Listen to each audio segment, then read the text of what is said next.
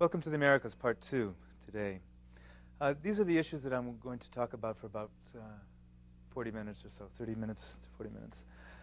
We want to address a couple of issues that seem to be of concern for us in this course. What is American identity? And we're going to ask this question about American identity in such a way that we can get at issues of the relationship between identity, culture, power. And I'm going to give an example from President Clinton's State of the Union address recently. Then I'm going to give a more fuller example through a discussion of W.D. Du Bois, a very famous and prominent African-American public intellectual scholar of the turn of the century. We're going to read some passages, raise some questions, and then we're going to discuss the issues of modern, non-modern, and, of course, postmodern as well. What is postmodernism? And this will be an anticipation of many of the things. In many ways, it will be tying up things that we've already seen, heard with Cynthia Freeland, and also anticipate some of the issues that will be raised later on in the course. Okay, what is this question of what is American identity? What is this question about? I'd like to remind you to think about a phrase that was part of the lecture, or the State of the Union address, to be more proper, of Bill Clinton, in which, amongst the 9 points that he was raising as programmatic for this term, one of which was we need to ensure that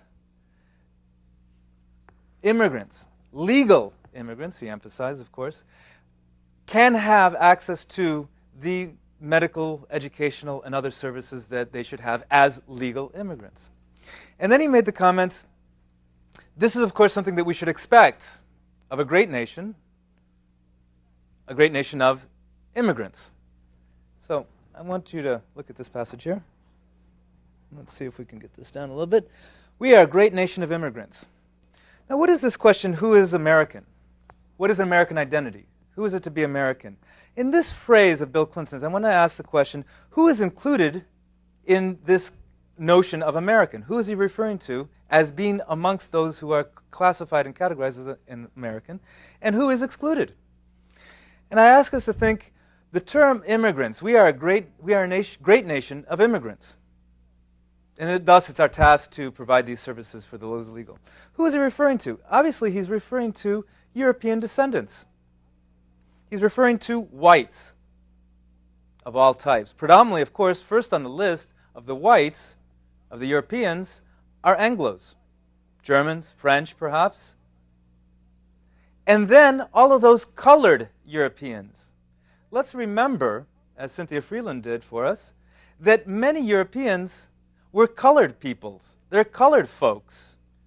Who are these colored folks? Some of them Italians, Irish, Jews, Armenians.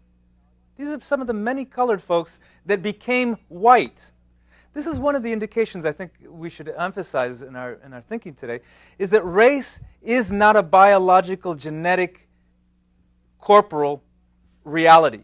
It is a cultural construct. It is a cultural construct. It is something that we as humans, as social groups and peoples, construct in order to understand differences and similarities amongst peoples. And so this example here of how it is that certain kinds of colored peoples became white. What is this process of becoming white? We call it the melting pot. The melting pot, if you can turn away from this for a second, the melting pot is exactly the theory of how it is that various kinds of immigrants to the United States in the beginning of the 19th century and then in the subsequent decades became American, which means they lost their colored racial status. They became white. So the term, when President Clinton says, in an attempt that seems to be very inclusionary, says, we are a great nation of immigrants, and thus we, motivating us to action, must make sure that all future legal immigrants have the access to the rights that they deserve. But who's he excluding? Who's he excluding? Well, clearly, Indians are not immigrants. Indians are not immigrants. They were here before those immigrants came. Of course, you might shift things and you might ask Bill Clinton, did he mean, or his scriptwriter actually, right? Did you mean, Bill Clinton, When you said immigrants, were you talking also about the Indians, that they came 30,000 years ago across the Bering Strait? Is that the part of the immigration wave you're talking about? I don't think he will say yes, but politics is rhetoric is a different thing. Who else is he excluding? Hispanics in general. Why is he excluding Hispanics in general? Because specifically, who is he talking about when he says we need to make sure that immigrants have these services? Hispanics. Hispanics are the immigrants that are excluded from the inclusionary category of immigrants. He is specifically referring to Hispanics. And historically speaking, he's referring to Mexicans and Spaniard-descended peoples. Why? Because those Spaniards and Mexicans were here before the Anglos, the Germans, and the French pushed westward on that so-called frontier of uninhabited space. They pushed forward on those territories occupied by various kinds of people. Indians, Spaniards, and those who were to become later on Mexicans. Who else is obviously excluded from this category of immigrants? Africans. Africans can no way be considered immigrants unless you perform. You can call Africans immigrants, but to do so would be a horrific act of violence that we all should be very aware of, that this is a horrific act of violence to call Africans and African Americans immigrants. Who else are excluded? All sorts of Asians. Chinese, Asian and other Asian immigrants besides the Chinese. Why? Well, here I put in question mark. What about the Chinese? Are they included or excluded? I'm not sure. They're definitely marginal. They certainly didn't seem to be part of the picture. Although, interestingly enough, of course, in President Clinton's State of the Union address, he did make a big to-do about the fact of who? The new governor of Hawaii, who happened to be Chinese American, and made a big to-do, in fact, about the son of the governor of Hawaii, and saying that this son, born of a Chinese parents in Hawaii, is an immigrant, the son of an immigrant. Curiously enough, the Chinese person born in America is immigrant. President Clinton said so himself. It's not the son of a Chinese American. He's an immigrant. So maybe the Chinese are included in this category of immigrant, but in what sense?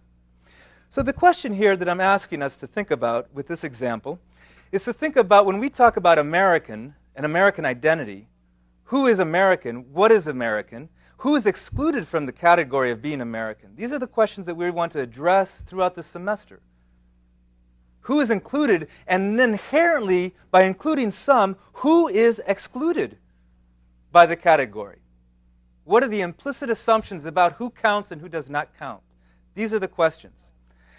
And now, the question that was raised by Cynthia, or in response to the question by Dr. Mintz, Dr. Freeland answered the question, well, there seems to be a problem. We can criticize Emerson because he seems to exclude the Irish, the Mexicans, and the Cherokee in certain ways as being fully American, as fully bourgeois. And then she responded, well, we can also criticize some of these other European philosophers who might have considered some ethnic variation, but they're certainly absolutely sexist. Now, what I ask us to think about is that it's only within a utopian framework can we begin to think, demand of others, at every time that you include somebody, you are completely inclusionary. Because what we're going to see over and over again is that regardless of the finery of the rhetoric, regardless of how fine this rhetoric was of Bill Clinton's, it is exclusionary. It excludes somebody. There's always an exclusion. So our task, critically, an analytical task, is to disclose who is being included, who is being excluded. And it's not simply something that we can eliminate. I beg to differ. It would have to be a utopian idea to think that we can, in fact, eliminate this exclusion. I'm not one for utopic visions. Simply, if we refine the who is included, there's still going to be an excess of exclusion. So what does this mean? Well, we're talking about why is there this exclusion? Because fundamentally, there's issues of power. Power. Power, politics, domination, subordination, exploitation, contestation, struggles. There's always going to be struggles, contestations, domination. Power relationships that are going to organize identity. It is through identity that power gets played out. and power struggles are naturally about identity, identity relations. And thus also, the intersection between these two things, at the intersection of these two things are questions of what is the nature of culture itself? What is culture? Whose culture? What counts as this culture versus that culture? What counts as postmodern culture and what counts as not postmodern culture? Whose is this? Whose postmodern culture is this? To whom does it belong? And for modernity, to whom does modern culture belong? These are the questions that we have to ask. And to find out what is the content, besides this issue of belonging, we have to look at the intersection between power and identity.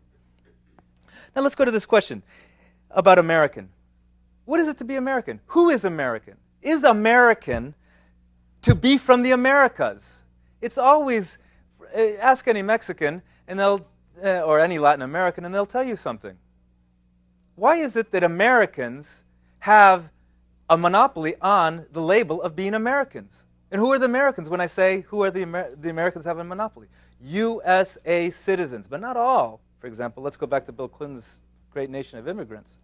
Not all USA citizens. But it refers to be American refers to a national cultural belonging, a national belonging of identity and community.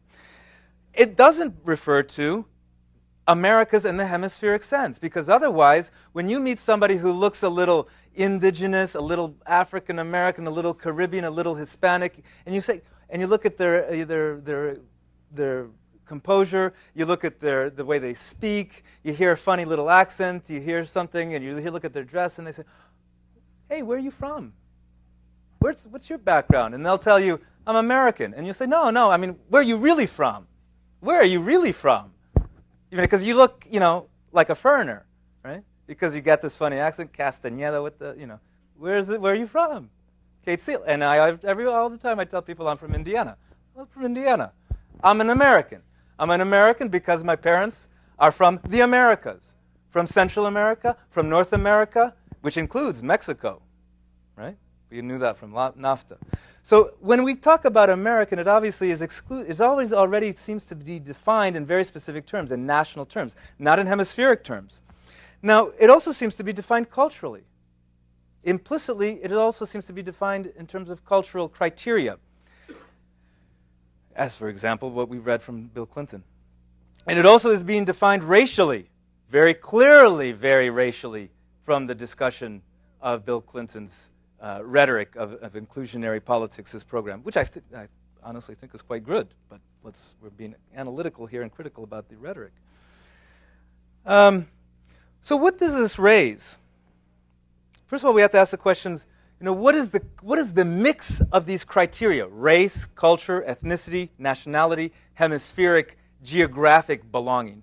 What are the specific mixes of these factors such that there is such a thing as American identity, American culture? And thus, how is power interwoven within these mixes such that we have a cultural communities?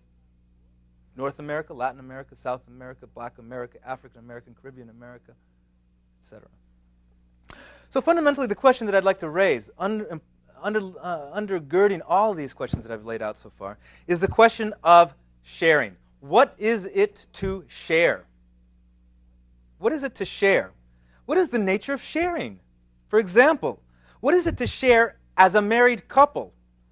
A home, for example. Or a married couple to share a house, a car, love. What is it to share between a parent and a child? A meal. Is it different to share a meal between a parent and child when the child is 1 year old versus 20 years old? Or when the parent is 70 years old and the child is 50? What is it to share between students? A class. Here you are sharing a class. Or an exam, a notes. You miss class. You forget to tape the recording. What do you do when you share this material? What is it when you share time? Time between, for example, let's say, patients in a waiting room to see a doctor. Or share time. Time when you're watching a basketball game, the Rockets? What is it to share the joy of being from Houston and sharing the Rockets' victory for the third time, the NCAA championship? What is it they play? Yeah, that other thing, right? What is to share grief, for example? Let's say we're all family, and our Uncle Mint, passes away. What is it to share the grief over the passing away of a family? What is it to share? When we share something, is it the same experience that we share? Is it the same experience that we're sharing? No, I don't think so. What is the problem with all this? We think of sharing as something that is between equals and that is equally comparted. But the problem is that this is a false ideology. Well, maybe that's an exaggeration. That's to put it in Marxist frameworks. At least let us call it a capitalist assumption, a capitalist ideology, an ideology that emerges within capitalism starting in the 19th century, let's say, or maybe even before with Enlightenment. To share means to share equally. The implicit idea of sharing is that it's equal. And this ultimately is absurd. All we have to do is look at real life, and we can realize that sharing is never about being equals or never sharing equally, right? I mean, Dr. Mintz and I have lots of problems about sharing equally the time in front of the camera. Now, I would like to read from, with these questions posed on the table, I'd like to read from W.E.B. Du Bois, The Souls of Black Folk. Now, Du Bois is a very prominent intellectual, as we've mentioned before. And I won't get into the details of his sociological context because I'm not too familiar with that, as much as what I want to do is emphasize a certain passage. What Du Bois does in The Souls of Black Folk, in writing this book, 1903, he's discussing in the beginning of this book how blacks have a double consciousness, a double life. And let me read to you. After the Egyptian and Indian, the Greek and Roman, the Teuton and the Mongolian, the Negro is a sort of seventh son, born with a veil, and gifted with second sight in this American world, a world which yields him no true self-consciousness, but only lets him see himself through the revelation of the other world. It is a peculiar sensation, this double consciousness, this sense of always looking at oneself through the eyes of others, of measuring one's soul by the tape of a world that looks on in amused contempt and pity. One ever feels that his two-ness, his American, his two-ness, an American, a Negro, two souls, two thoughts, two unreconciled strivings, two warring ideals in one dark body, whose dogged strength alone keeps it from being torn asunder. What we have here is, we can question this a little bit, first of all.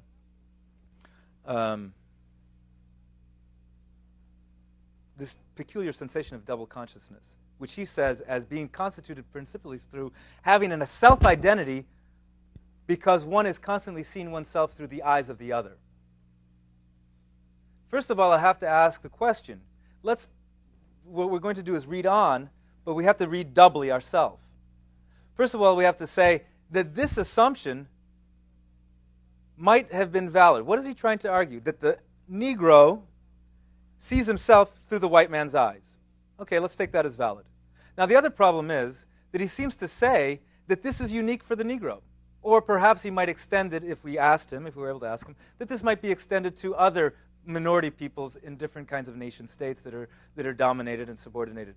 That they themselves also see themselves through the eyes of the dominant. The woman see themselves through the eyes of the male. Perhaps. But I would ask us to think that this is not simply a question of being dominated, but one is constantly has no other recourse but to see oneself through the eyes of the other, because one has no eyes. If you look at your eyes, where do your eyes go to? They don't go inside. They go out. And we need, in fact, others to reflect us. And we see ourselves constituted only in the eyes of others. So there's a certain problem here. Let's pretend that it's okay what he says, but on the other hand, realizing that this is not anything peculiar to Negroes or to dominated peoples. It is a human condition. Okay, let's look more specifically at what he says about this double consciousness. Yes. Okay. He says this double consciousness is as an American and as a Negro. And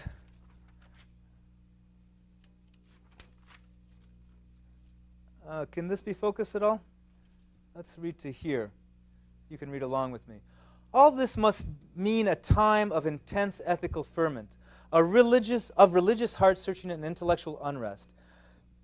From the double life every American Negro must live, as a Negro and as an American, as swept on by the current of the 19th, yet while still struggling in the eddies of the 15th century, from this must arise a painful self-consciousness, an almost morbid sense of personality, and a moral hesitancy which is fatal to self-confidence.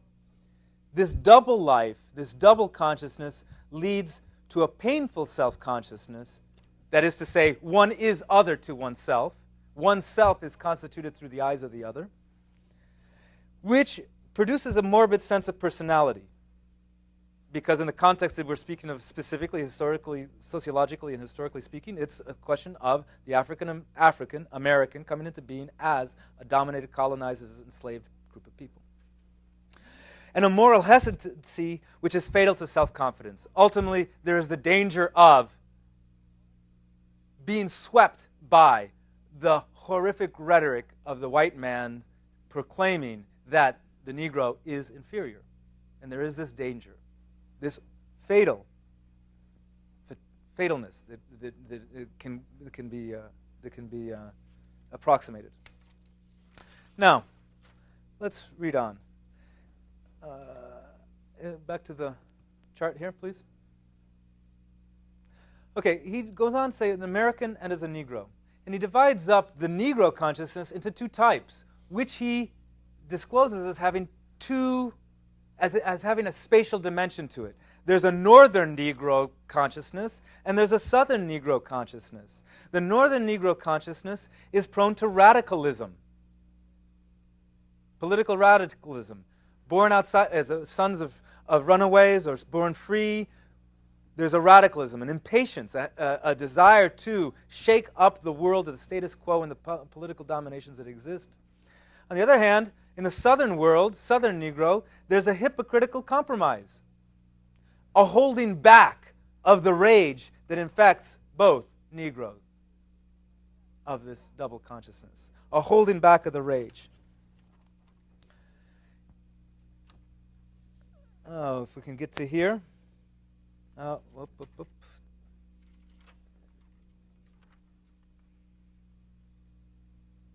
5, 6. Okay, here we go. Okay, let's start here.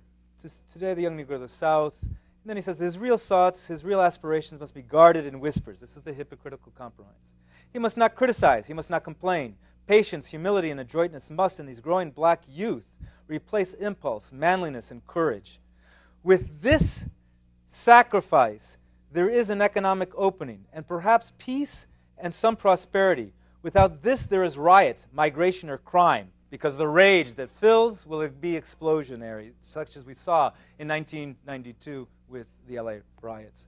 Nor is this situation peculiar to the southern United States. So there's a curious coming back on what he says, right? Because he says that this was first north-south, but now it's not peculiar. Is it not rather the only method by which undeveloped races have gained the right to share modern culture? The price of culture is a lie. I want to focus on this part of the sentence, this phrase. Is it not rather the only method by which undeveloped races have gained the right to share modern culture? So we're going to have to take apart this sentence, and we're going to have to dismantle it and understand what is going on. Okay? What does this mean? What does this mean? What is it to be undeveloped? Who is he referring to? Obviously, blacks. But more so, He's not ignorant, Du Bois is not ignorant of the fact that the whites have also been considering Irish, Italians, Native Americans, Armenians, others, Chinese immigrants, others as inferior, undeveloped races. Now, what does it mean to say undeveloped races have gained the right? What is this issue of gaining the right to share? Well, clearly, in this sentence, he's referring to specifically the black situation, because of the Civil War that allowed for legally for African Americans to share the right, juridically, legally share the right to access. Right? Now the question is this the only method by which undeveloped races have gained the right to share? There seems to be a question here. Are they not sharing it? They've got the right to it with the Civil War, but is there de facto something preventing it? Yes, of course. In practice, there is a pragmatic situation in which peoples of color, the so-called undeveloped races, are restrained from sharing so-called modern culture. So let's take apart this issue of modern culture. What is exactly modern culture? Well, modernism, by modernism we refer to several different kinds of things, and I glossed them quickly here. Economic development, as in modernization. What does modernism mean? It means modernization, development, in economic terms. What does it mean? What does economic mean here? It means the capitalism, capitalist relations of production and consumption and exchange, market. So this, in a sense, is redundant down here. Technological progress. This is, of course, what we mean by modernism. This is an important means. Just as in Cynthia Freeland's discussion of what is modern, of Emerson's discussion of taking over the frontier and flying through chariots, the electricity, the other things that I can't remember at the moment that she mentioned. This is modernism. This is civilization. Technology. Why do I put it in quotes? Because it's highly problematic, highly questionable whether it is indeed progress. Remember when Cynthia Freeland said that there is this idea of moral progress. But I'll ask us to think about whether the changes in technology actually constitute changes in morality. And indeed, if there is a change in morality due to technology versus morals changing before technology, I put into question whether these changes of value are in fact changes for the better. And if they are changes to if we can debate whether they are changes for the better or for the worse, we have to ask the question, by what criteria are we going to choose or define better or worse? And I'll ask you to think about whether we have better technology, we're more advanced, more civilized, we've progressed, whether now we can destroy millions of people with the drop of a bomb, versus in previous epochs when we could do that, we couldn't nearly destroy as many people as human bodies, as human lives, with such efficacy. What else is meant by modernism? Enlightenment. Philosophical enlightenment, as discussed by Cynthia Freeland, issues of Kantian and Cartesian philosophies, Enlightenment ideas, humanism, humanistic ideas, and we should, of course, put up here Romanticism, because the opposite side of the philosophical, or the incestuous, the twin of philosophical enlightenment is, of course, Romanticism. Right? They grow up together. What else? In other words, this criteria here is I'm talking about cultural values. Also, individualism, the valorization of individuality and individualism as self-autonomous kinds of persons, such as we saw described in Emerson. Again, market freedom, consumerism, ability to consume increasing amounts of material products, of material commodities, of material value. These are some of the criteria by which we can define modernism. So the question is it accurate for Du Bois to tell us, is there anything accurate about what Du Bois is telling us in this sentence? Okay, the issue of the rage is one thing. I want to displace the issue of the rage. There's lots of things to be angry about, but I want to displace that. What I want to look at is this issue. He's trying to tell us something about black-white relationships. And what I want to suggest is that implicitly, although he's making a critique of dominant society, unfortunately what he's done is swallowed whole hog a very Eurocentric, colonialist viewpoint. The whole phrasing, he swallowed whole hog that we, blacks, colored folks, minorities, are undeveloped races. And that we need to have the right to share, that we don't have the right to, we at the moment don't have the right to share, but that we should have the right to share, and that we don't share the modern culture. Now my question is, after discussing slavery for so long, after discussing the Spanish colonial regime by which the Spaniards were extracting value, gold, silver, products, wealth out of the Americas in order to live a happy life in Spain, for the Spanish crown to conduct religious wars all over Europe, to build Madrid into a beautiful metropolis. This is the beginning of modernity. I ask a question. To what extent is there sharing already of these so-called undeveloped peoples, undeveloped races within modernity, within modern culture? Are not the undeveloped races the makers of modern culture? It's through their toil, their sweat, their blood, that modern culture is modern culture. So this raises the question, is it at all right? The assumption of the sentence by Du Bois is that these undeveloped races do not participate, that they do not share in the sense of do not participate in modern culture. Wait. They built it. The Indians built it. They died for it. The Chinese immigrants that came and made the railroad, they died for it. The slaves from Africa died to make modern culture. So in what sense is it that,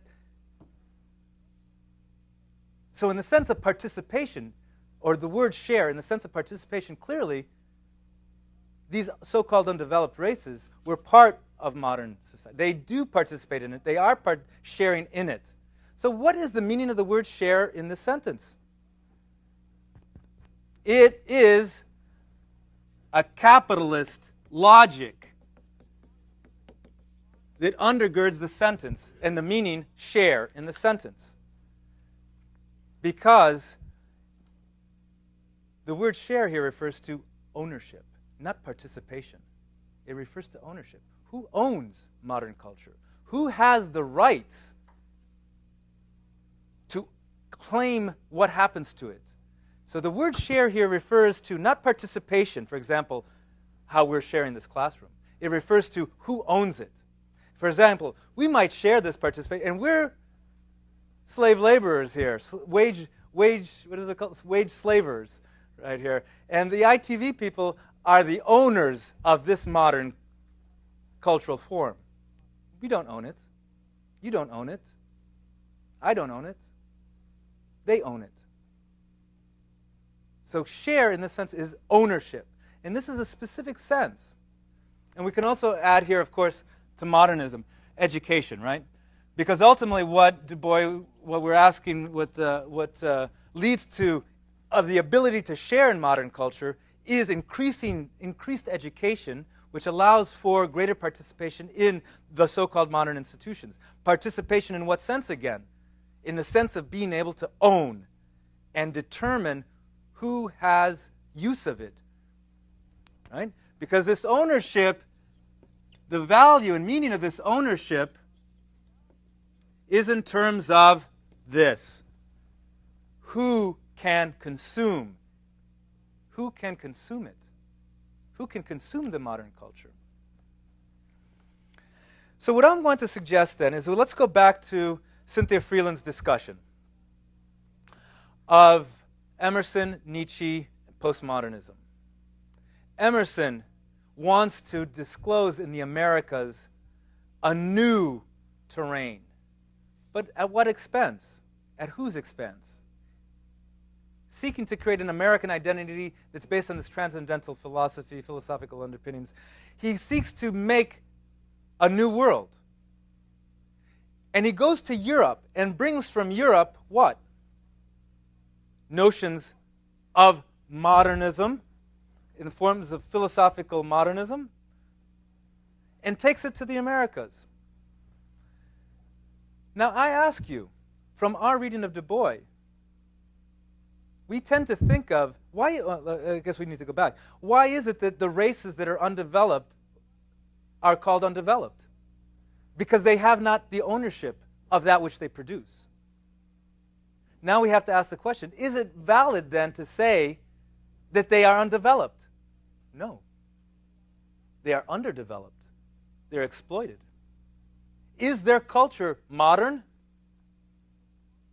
A couple of questions. Is their culture modern on the one hand? Is it non-modern? Is it a different kind of modernity? Is it some kind of post or ex or neo-modern? So let's go to Cynthia Freeland's discussion again. From what we've just seen here with this issue of the undeveloped races, the Chinese immigrants, the Indians, the blacks, making modernism, making modern culture, we have to ask the question, what sense does it make, after all, from this perspective now, to claim that Europeans are the ones who made modern culture? They didn't make it. They might lay claim to it, but they didn't make it. Modernism, modernity, does not come from Europe. This is the lesson to be learned. Or rather, this critical reading provides us with the perspective by which we can throw away modernist assumptions. Specifically, modernism in this sense. Modernism seeks to develop a specific set of stories, narratives, sciences, theories of explanation, novels, literature, art forms, about how and why Europe-descended society is the most, we should underline the and most, modern, meaning civilized, of civilizations. Europe claims to be modern. European culture, Western culture claims to be modern, the most civilized. What we've just shown is that modernism doesn't come from Europe. Modernism comes from something else. Modernism comes from those undeveloped races. What we've done is taken a postmodernist perspective. What is postmodernism? We can divide between two kinds of postmodernism. The first kind, well, let's start with my numero, the way I numbered it the first time, right? A thorough questioning of the different modernist narratives, remember the modernist narratives over there, that justify the modernist organization of society, culture, values, politics, economy. What in the world is this? Modernist organization of society, culture, values, politics, and economy? It's that big, ugly C word, capitalism. So, what is postmodernism? It's not only a critique of modernism, of modernism and capitalism at a certain moment, 19th and 20th century modernisms, but it's also a new mode of society, culture, values, politics, economy that is emergent at the end of the 20th century. Call it, if you want, late capitalism. Call it, if you want, postmodernist organization of capitalism, postmodernism. But what we've just done is say that there's two kinds of postmodernisms. One is in the arena of everyday life, the nature of the reality that all of us are living all over the globe. This is a global phenomenon. Global phenomena. On the other hand, it is the critique of the modernist organization of knowledge, everyday life, family, politics, values, economy, market, consumption, etc., and so on. Okay. So, I should conclude with the following comments then. What I've sought to do is read through a set of questions and then read closely a text, dismantle that text, or what you might call deconstruct that text to look at the hidden assumptions that are concealed. Otherwise, they wouldn't be hidden, right? Concealed within that text. And we sought to see how the assumptions rub against, cause all kinds of friction and ugliness between what it seeks to do and what it says. In the case of Du Bois, he's seeking to make a new thing, but he seeks to go against or Anglo notions of domination, and what he does is reproduce it in a certain way. On the other hand, what I'd like to also suggest is that what we need to do is understand that these so-called, the cultural forms of these so-called undeveloped races, whether they're Africans, Indians, etc., are not non-modern. That is to say, they are not traditional. But rather what we need to do is understand them as all other forms of modernity. Other forms of modernity. They're not the Anglo, the so-called Anglo, or the Eurocentric modernity. They are other forms of modernity. In other words, all peoples, if they live today, are modern. They're living in the present day. They don't live in some time warp that you have to use, the professor the skateboard to get back into time to go, to the Amazon. No. We live all in the modern world. So it's a different form of modernity that their culture consists of. And with that, I cede the floor. I will allow my collaborator to share the floor. Let me begin with a story about the birth of modern art. In 1889, a young Spanish artist named Pablo Picasso went to an ethnographic exhibit in Paris. And there, for the first time in his life, he saw African art. And this was utterly shocking to him.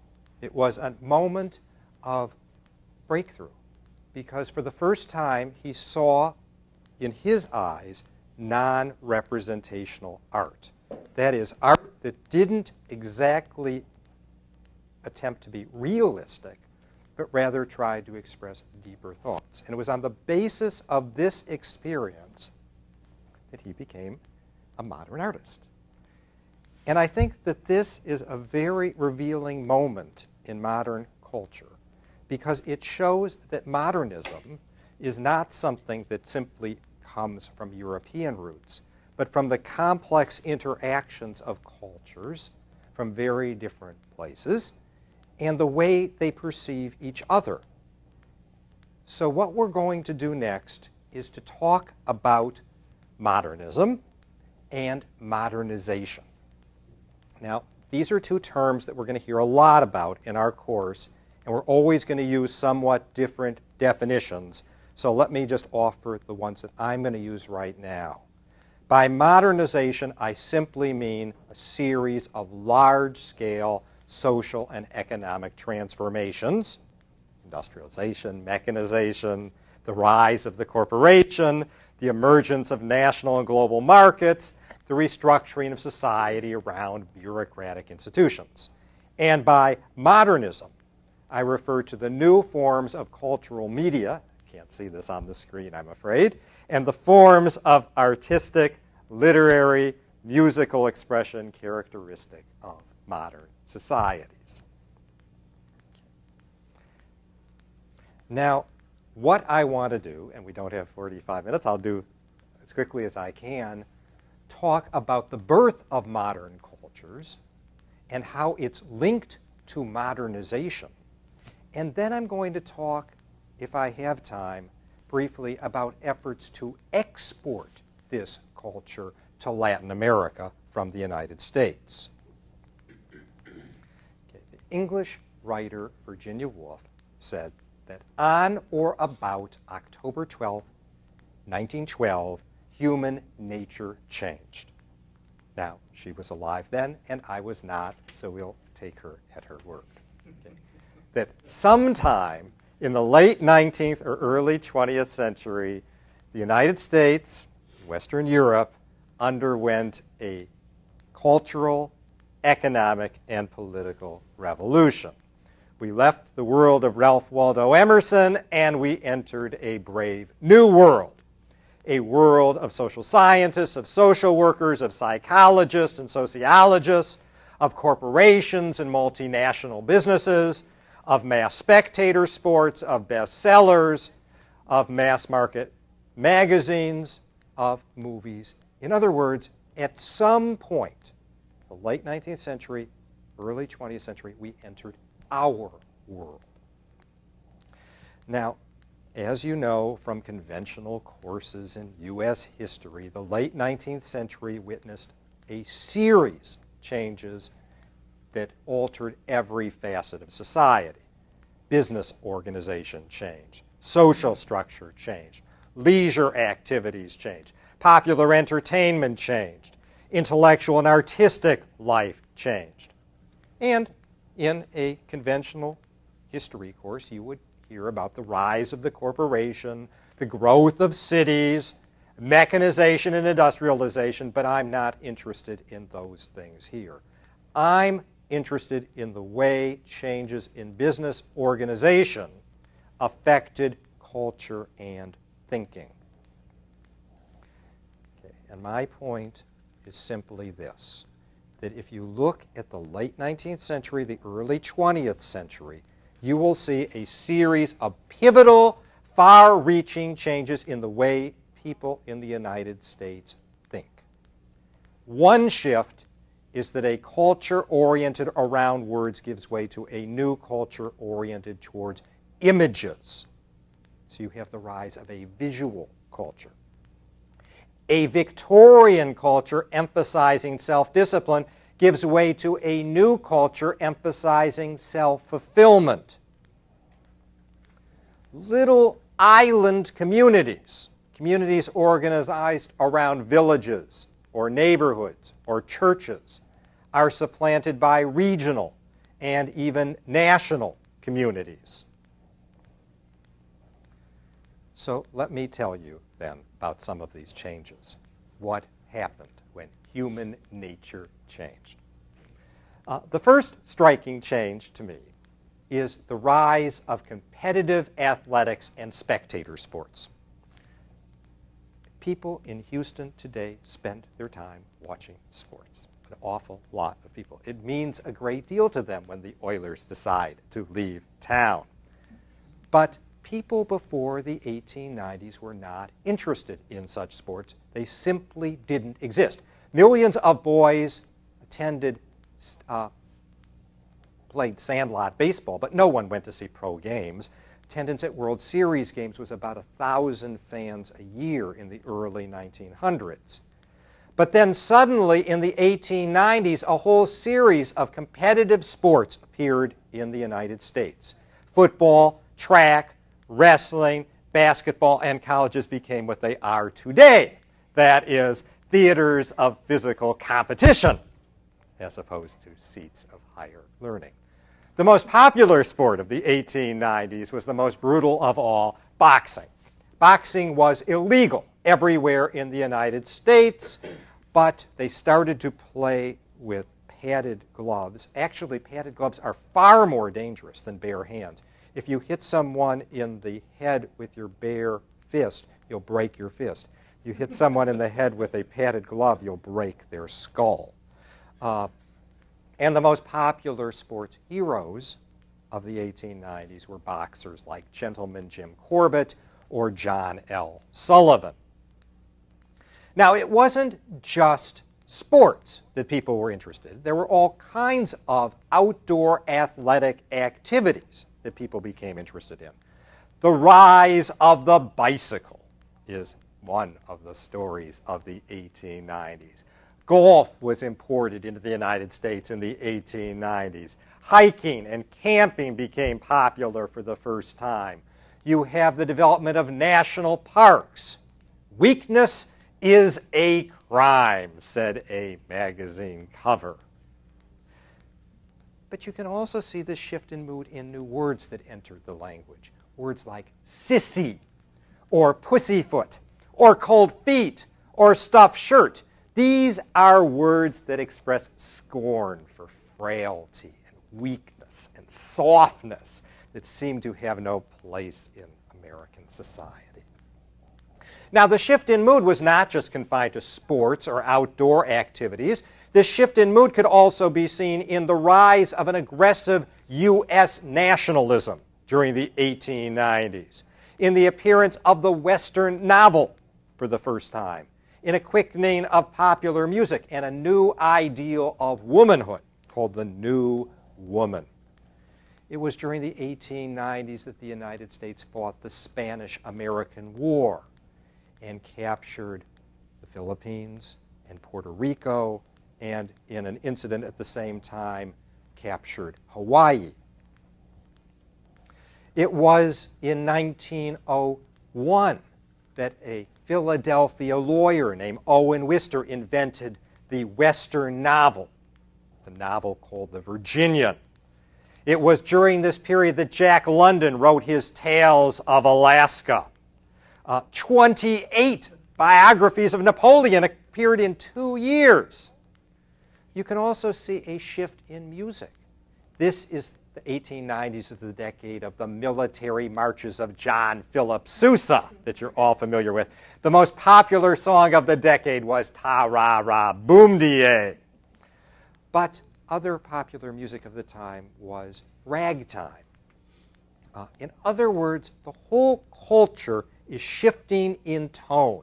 A Victorian culture is giving way to what I'll call a modern culture. High culture, too, was interested in these same kinds of dynamism, same kind of energy. The intellectual rigidities and closed systems of the past were no longer interesting. And no one better epitomizes this than the architect Frank Lloyd Wright. He does not want to design buildings that have firm bases. He wants buildings that are dynamic and flowing. They may be buildings, but in his hands, they move before your eyes.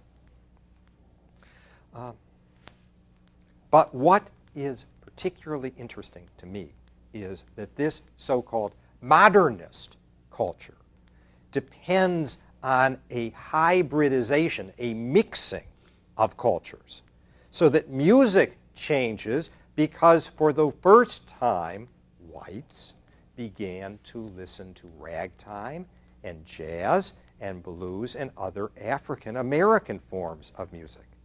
This is something we'll talk about later in our course. Modernist art depends very heavily on the influence of African art. So again, modernist culture doesn't arise in a vacuum. It arises very much from the interactions of people, which are taking place in cities, which are growing. So why then are people in the United States so obsessed with virility, strength, and toughness? Now, this is a question we should discuss, but I'm going to offer you quickly my answers.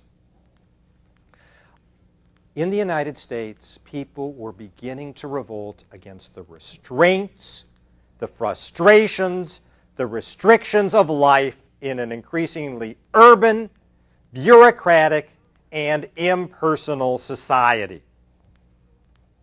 Let me talk about 3 specific changes that took place. The first one we'll call rising living standards. The simplest explanation for the shift in culture that took place at the end of the 19th century was that people had more leisure time and more money. But that's not sufficient. The middle class was limiting the size of its families. It was supposed to mask its aggressions behind a facade of gentility. I'll treat you nicely. I won't do anything bad. And increasingly, the middle class was removed from the drudgery and discomfort that had characterized the lives of earlier peoples. They're cut off from real life. The second change that I want to mention is the corporatization of society. During the 1880s and 1890s, the United States became a complex, bureaucratic society. You can see this in a lot of ways. Knowledge becomes systematized with the Dewey Decimal System. You get time zones, so the time is uniform in different parts of the country. You get the time clock in the workplace. A new middle class emerges that holds bureaucratic jobs in growing corporations. In bureaucracies, you must fit in. You must be willing to accommodate yourself to your role. But that breeds frustrations. Okay, for the first time, people's income becomes related to how much time they spend in school. Life is becoming more organized. The third shift that I want to mention is an increase in moral and religious confusion. Science, and particularly the ideas of Charles Darwin, threw older religious frameworks into question. Darwinism was interpreted to mean that we all live in a purposeless universe, that we are the plaything of natural forces that we cannot control, that we are engaged in a bitter struggle for survival. And this was a very threatening set of ideas. There doesn't seem to be much place for God in that model. Growing number of members of the middle class experienced intense religious doubt, and a new word entered the language to express their feelings: agnosticism. Now, how did people respond to all these changes? They responded in the same way that people respond today. Large numbers of people took drugs, addictive drugs. Levels of drug use in the United States in the 1890s and early 1900s were even higher than they are in the United States now. Opium, laudanum, cocaine, heroin. Others turned to mysticism, astrology, and Eastern religions. Still others turned to psychology for answers. But for most people, the way that they responded to these changes was the way we do now. We crave intense experience, but we find it indirectly, or as I would put it, vicariously, indirectly. You find it in sports. You find it in militarism. You find it in sex. People feel cut off from real life. So where are you going to experience real life? At the movies, right? Or in the newspaper, right? Or in the mass media. And that's just what happens in the 1890s. A whole new mass media arises of dime novels, of vaudeville, of burlesque, movies, and sports. This is where people find fulfillment. And it would be this that the United States would try to export all across the globe. The last 10 years, the 19th century, witnessed the birth of mass culture. One sign, the urban tabloid, the mass market newspaper. It was pioneered by an immigrant named Joseph Pulitzer and his New York World. And it looked just like newspapers do today. That is, it had banner headlines, stock market reports, sports, society news, cartoons, and scandal. Newspaper readership went from about 77,000 for Pulitzer to 2.5 million in a decade. That is growth. The first mass circulation magazines also appeared. Before the 1890s, the most popular magazines were magazines like Scribner's or Harper's. These were sedate periodicals for people of genteel tastes. They were filled with etchings and engravings and poetry. And then another immigrant arrived in America named Edward Bach, and he founded the Ladies' Home Journal. It became the first mass market magazine. It offered practical advice. It offered human interest stories. It offered celebrity profiles. It was just like the Ladies' Home Journal is today. And people bought it up. 800 50,000 copies were sold a month compared to the old magazines of 50,000. Genius. The 1890s also witnessed the invention of the bestseller. A marketing genius named Frank Doubleday discovered that people would buy books if the books were written by celebrities. And he transformed novelists into celebrities. People like Jack London and Frank Norris. People wanted to read about their exploits. Now, what's interesting to me is that all the creators of popular culture come from very similar backgrounds. Many are immigrants from Eastern Europe. They're outsiders from U.S. society. So they have an almost voyeuristic interest in what American society is like. That is, they're interested in high life, they're interested in low life, they're interested in power, they're interested in status. And they have a style that is very direct, very colloquial, very realistic. In other words, these are people who hate the moralism and the sentimentality of Victorian society. They want to break through all that. They want to battle, quote, false views of life, false characters, false sentiments, false morality, false history, false philosophy, false emotions, false heroism.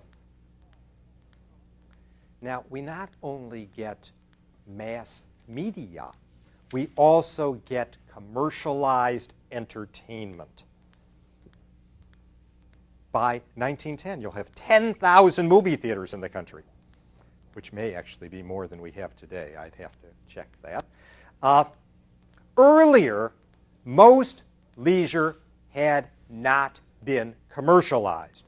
Most leisure was sharply segregated on the basis of gender, of class, and ethnicity. The wealthy had their sporting clubs and restaurants and concert halls, and poorer men had their saloons and fraternal organizations. Men went to barber shops and women went to churches. It's a strongly sex-segregated popular culture. And then in the 1890s, entertainment became big business.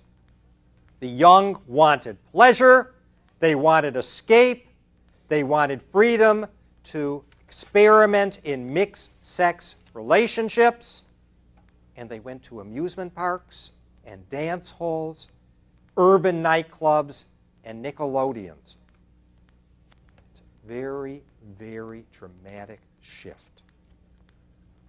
Now, during the 19th century, most middle-class Americans had been obsessed with self-control. They would read advice books, books for success by people like John Harvey Kellogg, the inventor of Rice Krispies.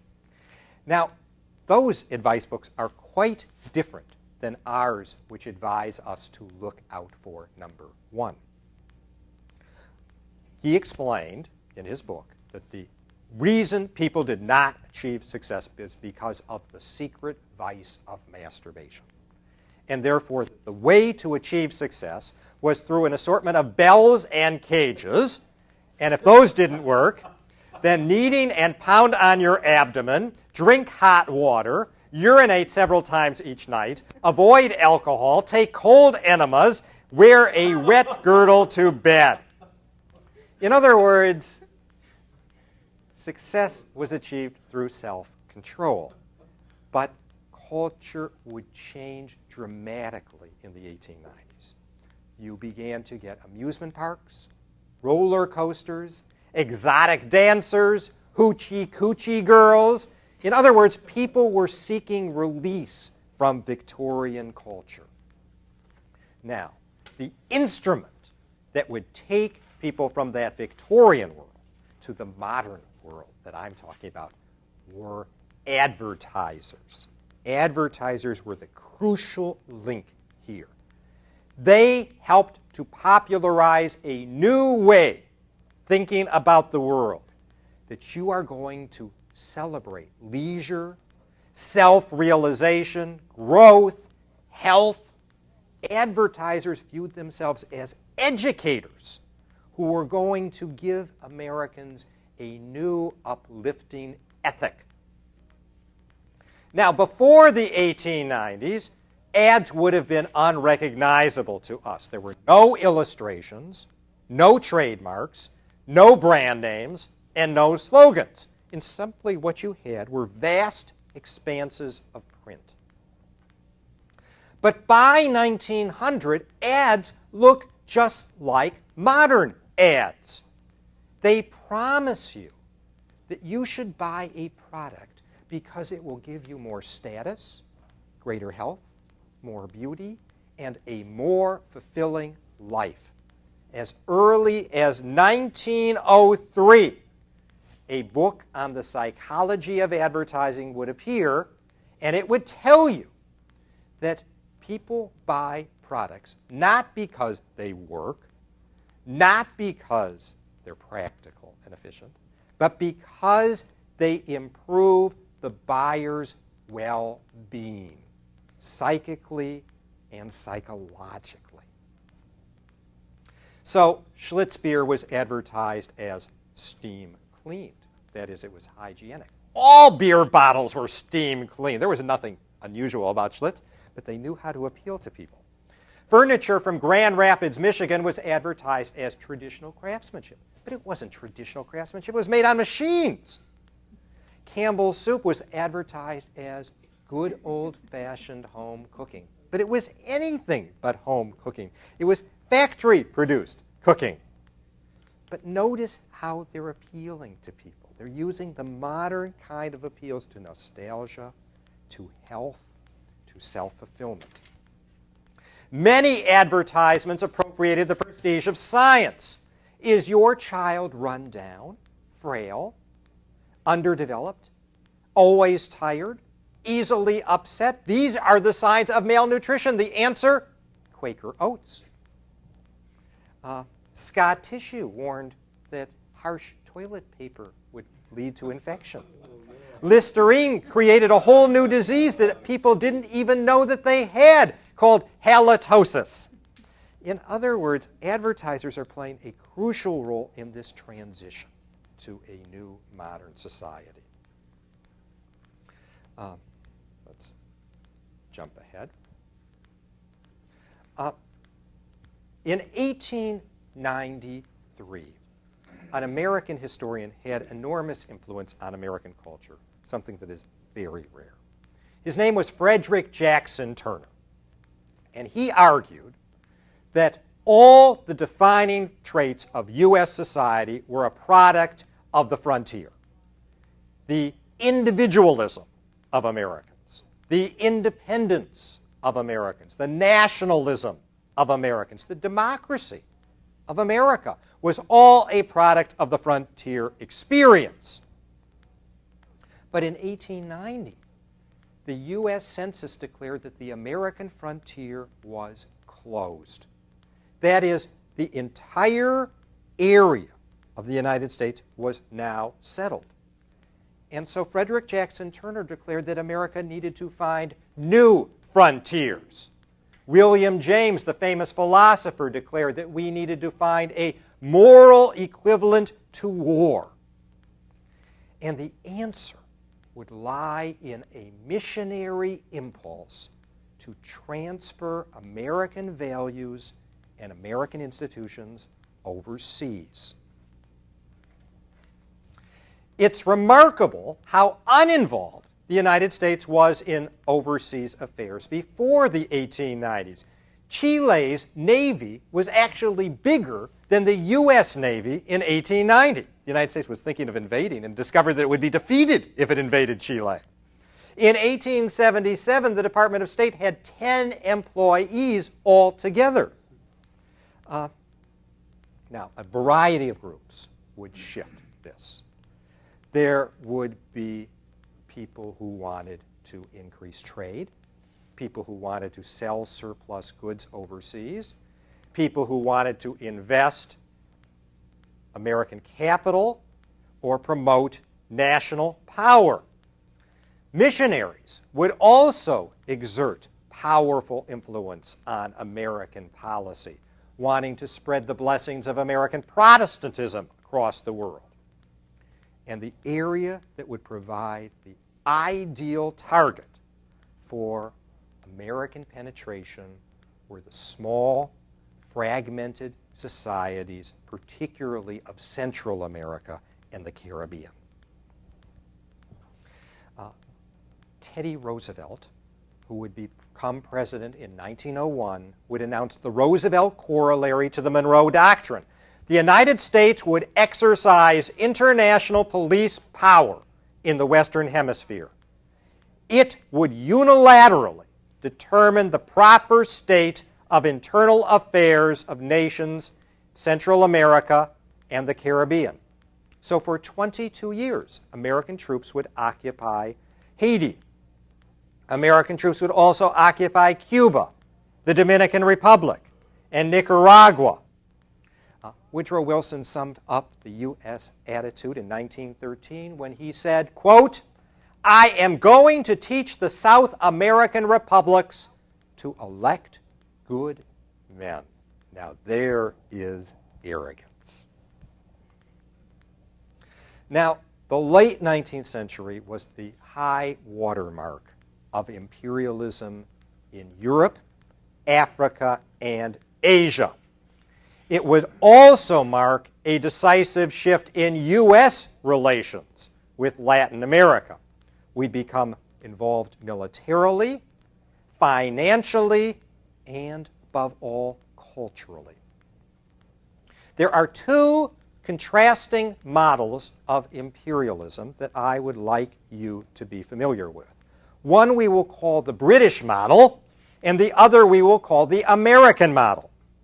The British model, what I call portfolio investment, is simply involved selling goods and investing money. But the American model is quite different. The American model involves direct involvement. The United States will send in factories, it will send in managers, it will establish models of its industry in other countries, and above all, it will try to export American culture to other societies. Now, why did the United States become involved, particularly in Latin America? It's not a conspiracy. Conspiracies are very rare in the real world. Rather, it's the result of a shared worldview among a variety of groups. Manufacturers, missionaries, diplomats, and the like. There is a crisis in American society in the 1890s, a surplus of manufactured goods. Production is increasing exponentially. There's surplus capital at home. There's all kinds of political problems. And the answer seems to lie in moving abroad, in finding new frontiers. And all of this persists today. There's a lot of continuity here, I would argue. The United States still seeks markets overseas. It still seeks raw materials overseas. It still seeks to transform other societies along our image. And while we send in fewer missionaries, we now send in Peace Corps reps and others. Now, there's one last topic that I want to talk about very, very briefly before I let you go today.